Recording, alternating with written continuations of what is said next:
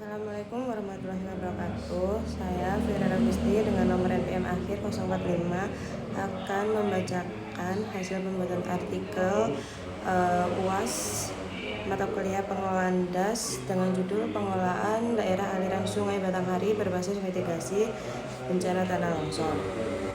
Untuk pendahuluannya yaitu daerah aliran sungai adalah satu kesatuan ekosistem yang melarikan seluruh air permukaan ke sungai utama dan memiliki peran penting dalam keseimbangan hidrologi, produktivitas lahan, serta kehidupan masyarakat.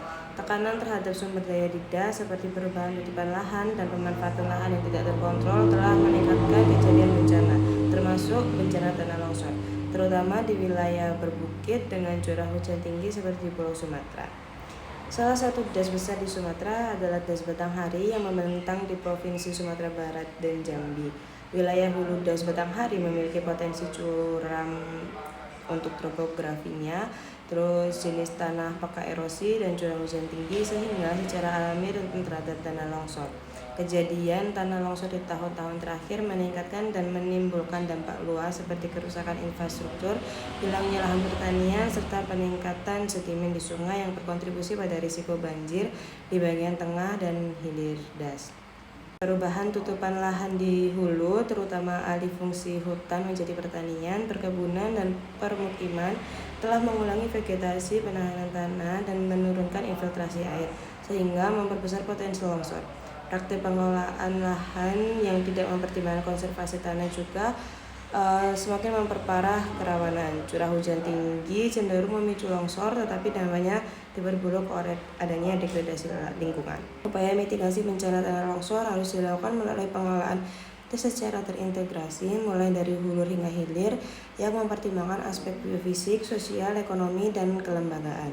Untuk hasil pembahasan sendiri yaitu DAS Batanghari merupakan salah satu daerah aliran sungai terbesar di Pulau Sumatera yang membentang dari kawasan hulu yaitu perbukitan pegunungan, Bukit Barisan hingga dataran rendah hilir.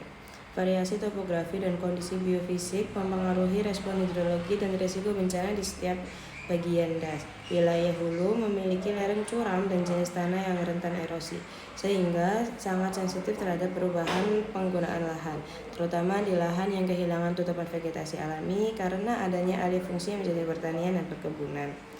DAS Batanghari secara ekologis merupakan DAS yang sangat terdegradasi, dengan luas area hutan yang menurun dan peningkatan area perkebunan serta pemukiman, yang memperbesar aliran permukaan dan debit limpasan, sekaligus mempercepat sedimentasi sungai.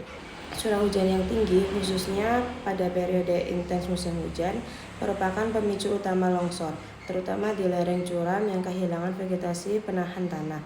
Longsor yang terjadi kebanyakan adalah tipe translansi dan aliran bahan rombakan, bertautan dengan kondisi tanah yang labil dan jenuh air. Sebaran kejadian menunjukkan konsentrasi di kawasan dengan tutupan lahan non-hutan seperti perkebunan dan lahan pertanian, sehingga degradasi tutupan lahan menjadi faktor utama peningkatan tingkat tanah longsor.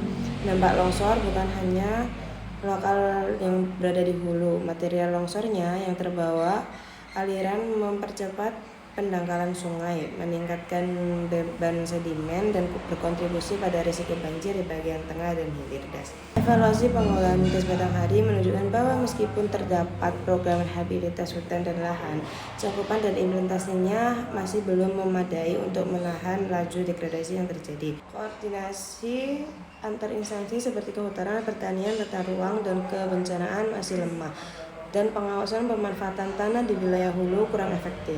Selain itu, kebijakan tata ruang berbasis risiko bencana yang ketat belum sepenuhnya diterapkan, sehingga kawasan rawan longsor masih digunakan untuk aktivitas yang meningkatkan kerentanan. Pendekatan pengelolaan DAS berbasis mitigasi bencana menjadi penting untuk mengurangi risiko longsor secara berkelanjutan dengan fokus pada rehabilitas lahan kritis, penguatan tutupan vegetasi, konservasi tanah dan air, serta pemberdayaan masyarakat dan integrasi lintas sektor. Untuk strategi pengelolaan DAS Batanghari berbasis mitigasi bencana, yang pertama yaitu konservasi vegetasi dan rehabilitas hulu, dengan prioritas utama yaitu untuk meningkatkan kestabilan lereng melalui rehabilitasi vegetasi di kawasan hulu dan lereng curam, dengan penanaman kembali pohon atau vegetasi berakar kuat untuk membantu memperlambat aliran permukaan air hujan, meningkatkan infiltrasi tanah dan mengurangi erosi yang merupakan salah satu pemicu tanah longsor.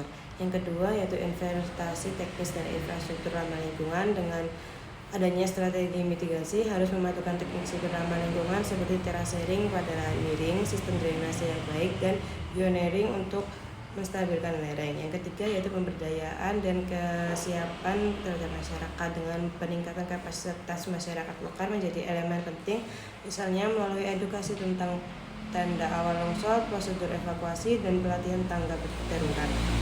Yang keempat yaitu kebijakan tata ruang dan regulasi berbasis risiko.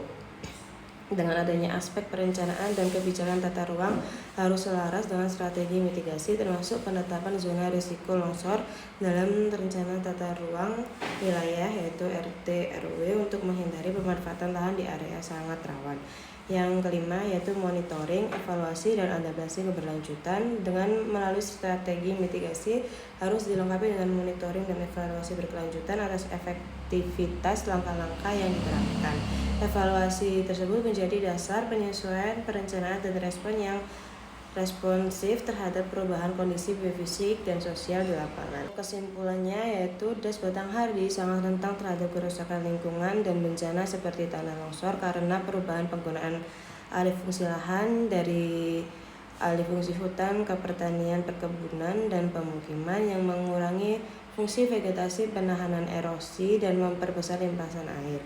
Resiko longsor semakin besar dan juga tinggi, terutama saat hujan intens, terdampak tidak hanya di hulu tetapi juga hilir melalui peningkatan sedimen dan banjir.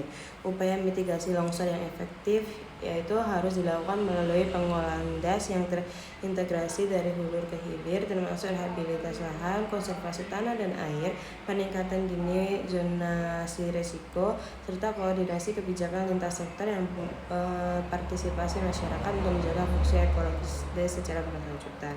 Sekian yang bisa saya paparkan, kurang lebihnya saya mohon maaf. Wassalamualaikum warahmatullahi wabarakatuh.